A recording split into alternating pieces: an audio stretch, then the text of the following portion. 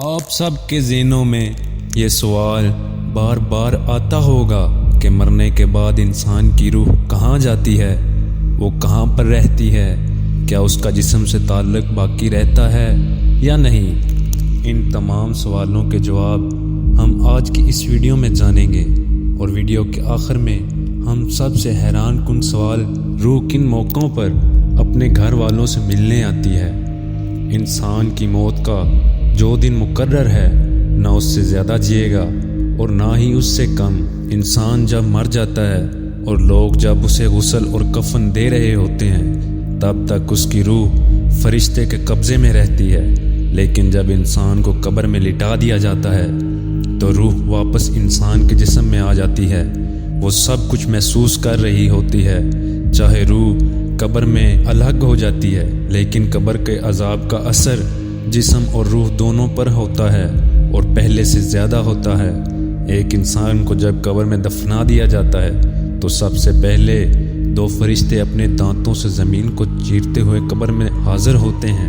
ہیبت ناک ہوتی ہیں، ان کا لباس سیاہ ہوتا ہے اور ان کی آنکھیں نیلی اور سرخ ہوتی ہیں، اور ان کے دانت بہت زیادہ بڑے ہوتے ہیں، جن کی وجہ سے وہ زمین کو قبر چیر کر قبر میں داخل ہوتے ہیں۔ ان کا نام منکر و نکیر ہوتا ہے، جو انسان سے سوال کرتے ہیں۔ اگر مرنے والا انسان نیک ہو تو اس کی روح علین کے مقام پر چلی جاتی ہے۔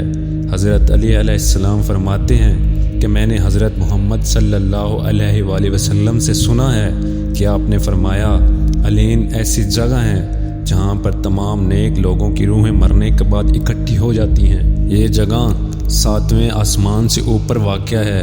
آپ نے مزید فرمایا کہ ایک نیک انسان کی روح بالکل آزاد ہوتی ہے، وہ کسی بھی وقت کہیں بھی جا سکتی ہے۔ اس شخص کی پہلی رات قبر میں گزرتی ہے، پھر اس کے بعد اس کی روح کا حسین سفر شروع ہو جاتا ہے اور جنتی خوشبوئیں لگا دی جاتی ہیں۔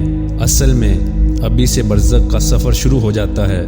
فرشتے اس کو جنتی گھوڑوں پر بٹھاتے ہیں اور پورے سفر میں اس کی حفاظت کرتے ہیں، یہاں تک کہ وہ جنت میں پہنچ جاتا ہے۔ رسول اللہ نے فرمایا کہ جب گناہ گار انسان مرتا ہے تو اس کی روح سجین کے مقام پر چلی جاتی ہے۔ سجین کا مقام ایک ایسی جگہ ہے جہاں پر گناہ گاروں کی روحیں اکٹھی ہوتی ہیں۔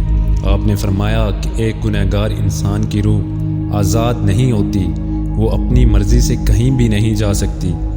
جب قبر میں اس انسان پر عذاب نازل ہوتا ہے تو اس کے جسم کے ساتھ اس کی روح کو بھی اذیت اتنی ہی پہنچتی ہے جتنی جسم کو پہنچتی ہے، اور قیامت تک کیے گئے سبھی گناہوں کی سزا جھیلتی رہتی ہے۔ اب بات کرتے ہیں کہ مرنے والے انسان کی روح اپنے گھر والوں سے ملنے کب آتی ہے۔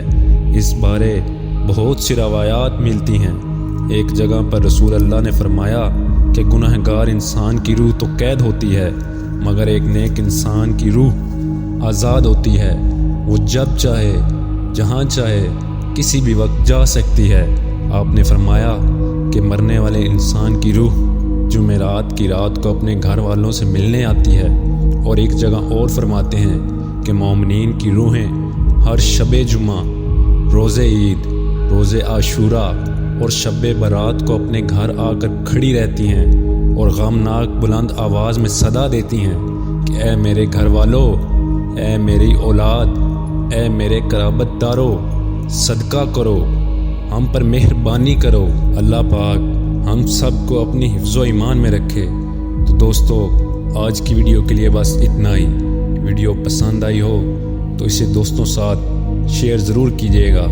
ہو سکتا ہے کہ آپ کے ایک شیئر کی وجہ سے آپ کے دوست کی آخرت سنور سکے، اور اسی طرح کی ویڈیوز کے لیے ہمارے چینل کو سبسکرائب ضرور کر لیں۔